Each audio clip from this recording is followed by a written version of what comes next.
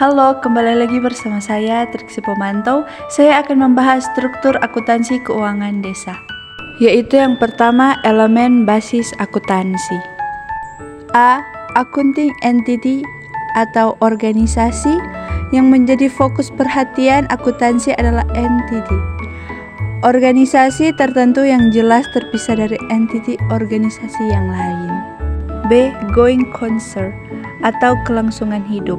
Dalam menyusun laporan akuntansi, harus menganggap bahwa organisasi atau entity akan terus beroperasi di masa-masa yang akan datang, tidak ada asumsi bubar. Namun, organisasi nirbala, going concern lebih terkait dengan kuatnya manajemen yang dana dan mengatur dana. Program untuk menjaga kelangsungan usaha agar tidak habis donasi, maka organisasi gulung tikar. C. Measurement atau pengukuran. Akuntansi adalah sebagai pengukuran sumber-sumber ekonomi atau economic resource dan kewajiban atau liability beserta perubahannya yang dimiliki organisasi. D. Time period atau periode akuntansi. Laporan keuangan menyajikan informasi untuk suatu waktu atau suatu periode tertentu. E. Monetary unit. Pengukuran dalam bentuk uang. Transaksi organisasi dilaporkan dalam ukuran moneter. F. Accrual atau akrual. Penentuan pendapatan dan biaya dari posisi harta dan kewajiban ditetapkan tanpa melihat apakah transaksi kas telah dilakukan atau tidak. G. Exchange price atau nilai tukar. Nilai yang terdapat dalam laporan keuangan umumnya didasarkan pada harga pertukaran. H. Approximation atau penaksiran. Dalam akuntansi tidak dapat dihindarkan penaksiran nilai, harga, umur penyisihan disebut. I. Judgment atau pertimbangan. Dalam menyusun laporan keuangan, banyak diperlukan pertimbangan-pertimbangan berdasarkan keahlian yang dimiliki akuntan. J. General purpose atau tujuan utama. Informasi yang disajikan dalam laporan keuangan yang dihasilkan akuntansi ditujukan buat pemakai secara umum, bukan pemakai khusus. K. Interrelated statement atau keterkaitan antar laporan. Laporan posisi keuangan, laporan aktivitas, dan laporan arus kas mempunyai hubungan yang sangat erat dan berkaitan satu sama lain. L. Substance over form atau substansi mengguli bentuk. Akuntansi lebih menekankan kenyataan ekonomis suatu kejadian daripada bukti legalnya. M. Materiality atau materialitas. Laporan keuangan hanya memuat informasi dianggap penting. Yang kedua, pelaksanaan akuntansi dan struktur lengkap kode rekening untuk kelompok akun aset. Persamaan dasar akuntansi lembaga.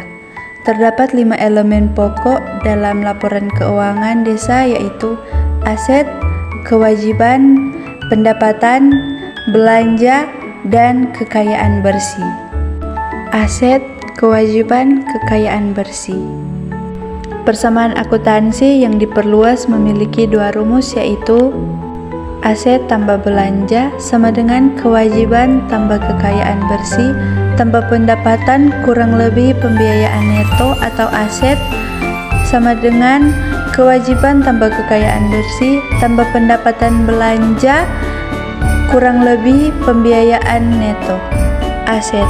Aset dikelompokkan dalam satu aset lancar, yaitu aset yang dalam periode waktu tertentu tidak lebih dari 1 tahun dalam dicairkan menjadi uang kas atau menjadi bentuk aset lainnya. Misalnya kas, piutang, persediaan.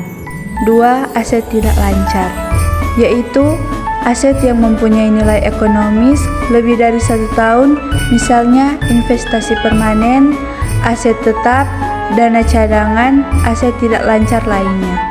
Selanjutnya, kode rekening.